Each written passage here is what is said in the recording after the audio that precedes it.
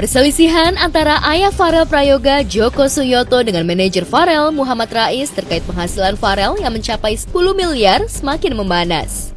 Tersinggung dengan ucapan Rais yang menyebut penghasilan Farel sebesar 10 miliar ludes tak tersisa, ayah Farel mengadukan masalah tersebut ke Bareskrim Mabes Polri.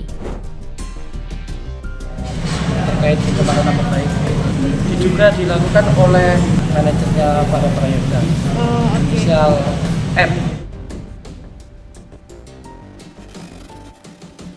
Ya, tak terima nama baiknya tercoreng, Joko menuntut Rais untuk meminta maaf secara terbuka. Karena apa yang ditudingkan kepadanya itu sama sekali tak benar dan berdampak buruk bagi keluarganya, seluruh netizen membulinya, dicap sebagai ayah yang tega mengeksploitasi Farel. Intinya itu hancurnya rumah tangga saya kan gara-gara 10M itu yang dia bilang. Sekarang itu netizen jadi semuanya itu pada ngibuli. Saya nggak terima itu. Dibilang saya manfaatin mulai kecil saya ajak ngamen. Mungkin kalau nggak ajak ngamen nggak mungkin jadi seperti ini. Ya kita berharap dari pihak manajer bisa melakukan klarifikasi secara terbuka. Ya saya kembalikan lagi ke Pak Joko jika sudah berproses ini. Kita lihat proses aja.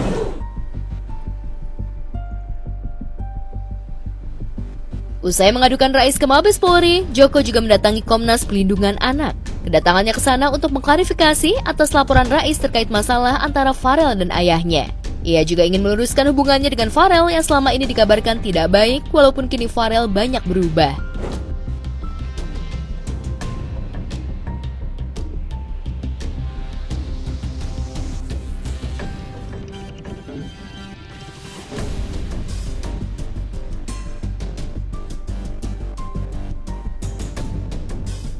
Kalau sama Farel saya itu nggak ada permasalahan. Kalau ada berita dibilang konflik antara ayah dan anak, tidak ada sama sekali. Cuman kalau sama manajer saya aku iya. Kalau dibilang sedih, yo ada lah. Cuman saya itu heran juga, sopan santunnya sudah kurang.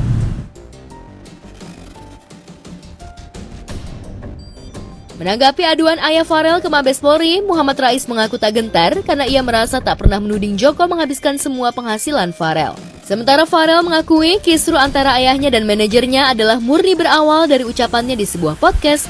Untuk itu, penyanyi lagu Ojo Dibanding-Banding Ke itu berharap masalahnya bisa diselesaikan dengan cara damai.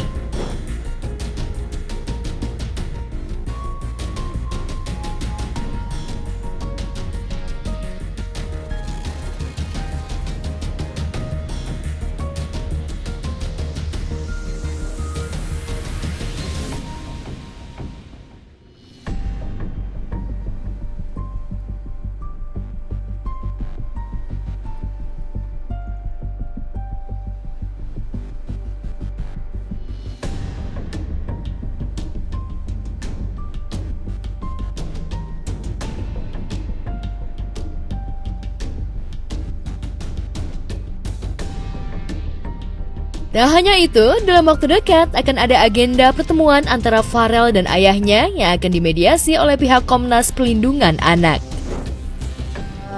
Kita Komnas Perlindungan Anak ingin menyelesaikan masalah ini untuk yang terbaik untuk anak dan yang berpihak untuk anak. Kita fokus pada apa yang sudah menjadi keresahannya anak, pendapatnya Farel. Kita ingin seorang anak mendapatkan keadilan, ketenangan, kenyamanan sesuai apa yang dia inginkan.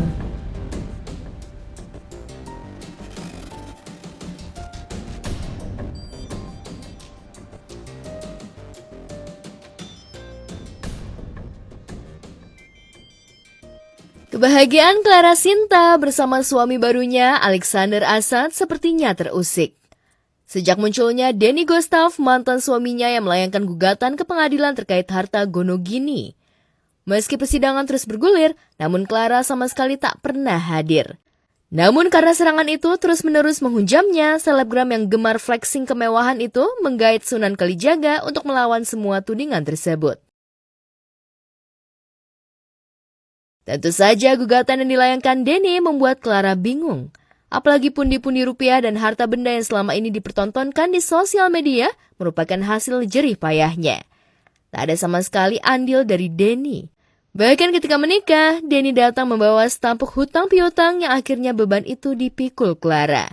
Dan waktu itu sempat viral 2 mobil mewah hasil dari kocek pribadi digadai oleh Denny hingga sempat ditarik pihak leasing.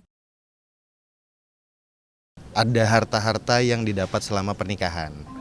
Itu karena yang kita dengar selama ini kan ada yang nyampe ke klien kami, ada yang nyampe ke kita juga bahwa infonya selama pernikahan nggak pernah ada harta bersama dan nggak pernah beli harta. Sebelum menikah dengan saya, beliau tuh juga udah membawa banyak utang piutang yang seringkali juga debt collector itu jadi ikut nagih ke aku. Dan kedua, beliau tidak memberikan nafkah.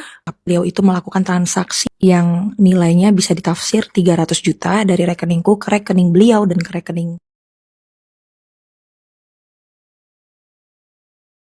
Kejadian kebakaran di sekolah 2 putri cantiknya, Thalia dan Tania, Senin lalu membuat Sarwendah panik. Meski tak terdampak lantaran lokasi kejadian jaraknya cukup jauh, namun tetap saja ada rasa trauma yang masih menggelayut. Untuk menghilangkan rasa takut itu, Wenda akhirnya mengajak 2 putrinya untuk liburan ke negeri tirai bambu Cina. Lantas benarkah liburan kali ini ditemani oleh Giorgio Antonio?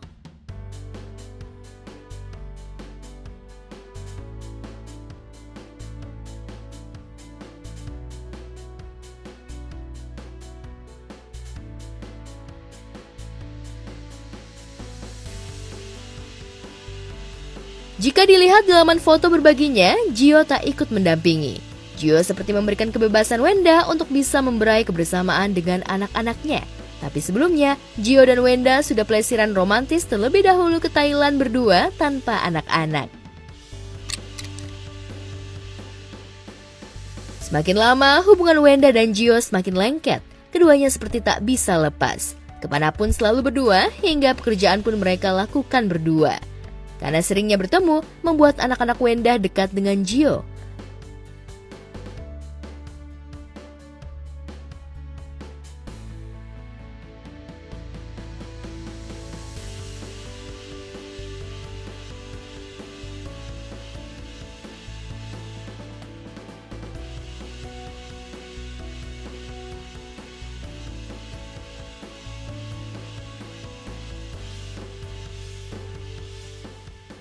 Lantas benarkah ini merupakan trik Wenda agar Gio bisa semakin dekat dengan anak-anak dan ketika waktunya tiba untuk menikah, kedekatan itu sudah terbentuk?